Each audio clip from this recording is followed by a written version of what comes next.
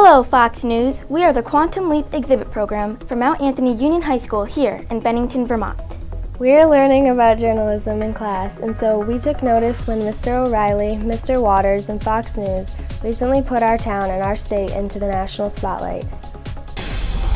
Back in the book segment tonight, Waters World. Kind of a tie between Hawaii and Vermont as to which state is the most liberal in the nation.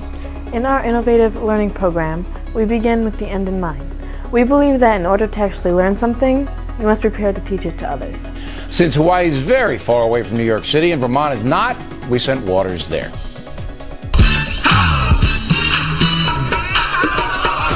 And since you cited us in your news story about overwhelming liberal bias in Vermont, we'd like to cite you in our news story as we educate others about the ethics of journalism.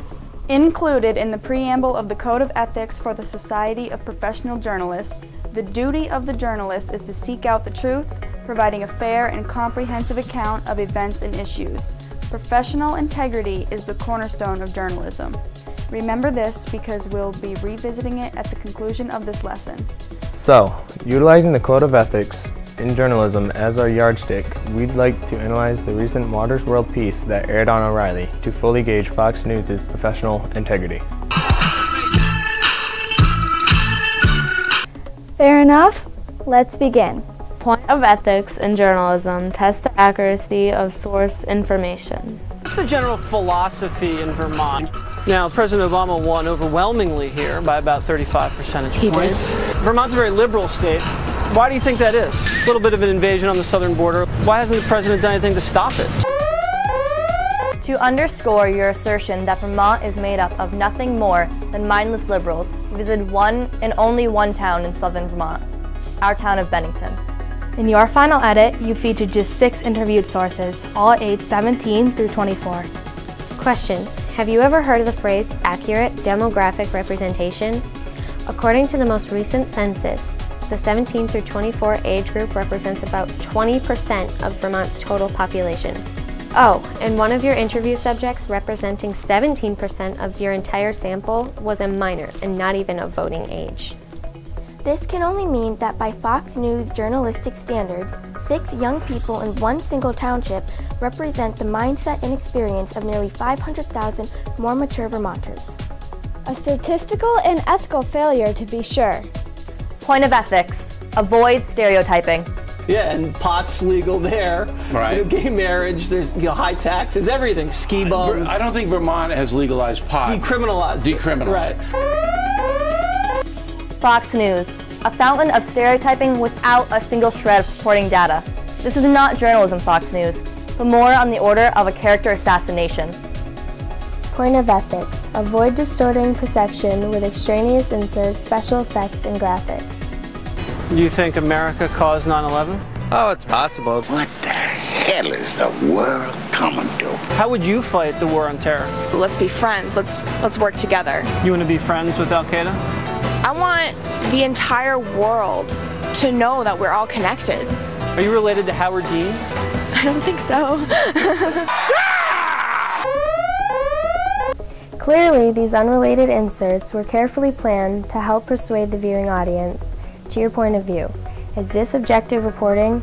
How about no? Hold it, are we doing the same thing with our code violation graphic and buzzer? Not really, because it's related to the subject matter at hand. And about your ticking clock graphic? Why do you think the president's allowed the terrorists to take over a third of Iraq?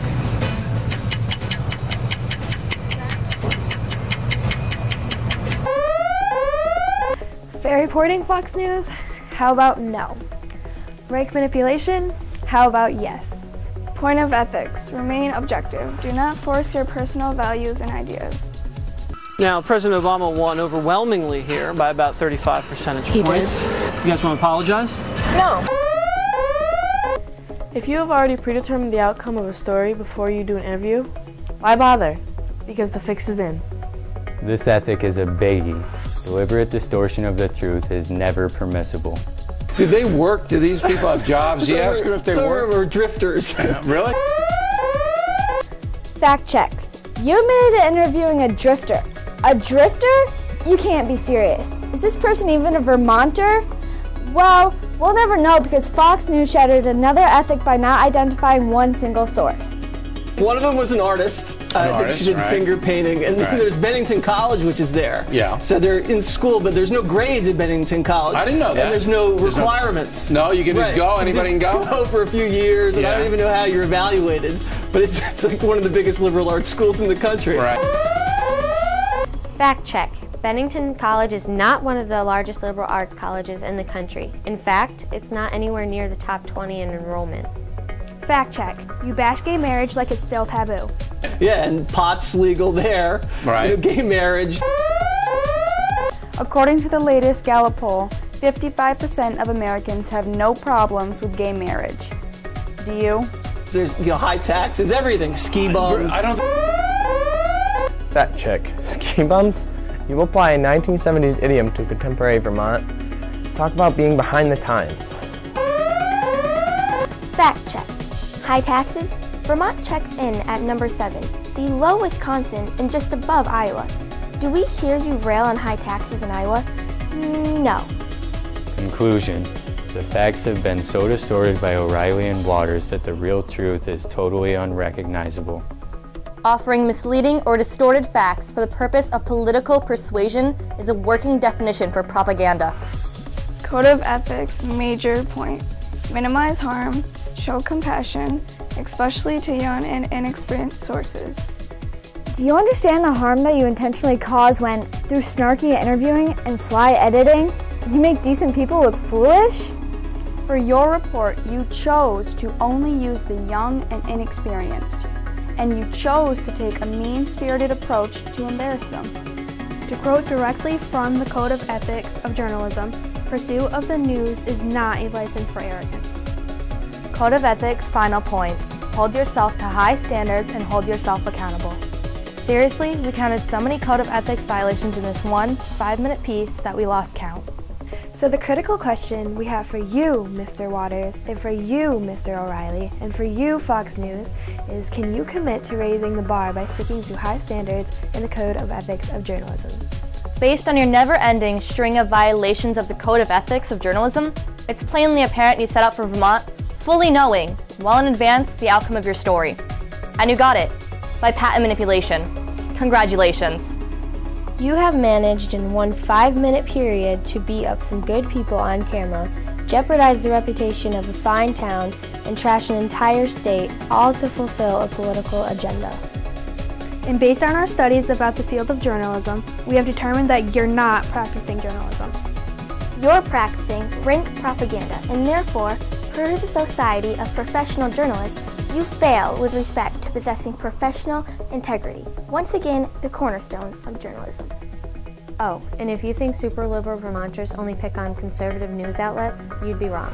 Again. Quantum Leap and Mount Anthony Union High School are embroiled in a battle for the truth with the liberal New York Times over their gross reporting errors about our school and our area. By watching Fox News, we have learned buckets about journalism, what to do, and more importantly, what never to do. It is our hope that Fox News can learn the very same from watching us.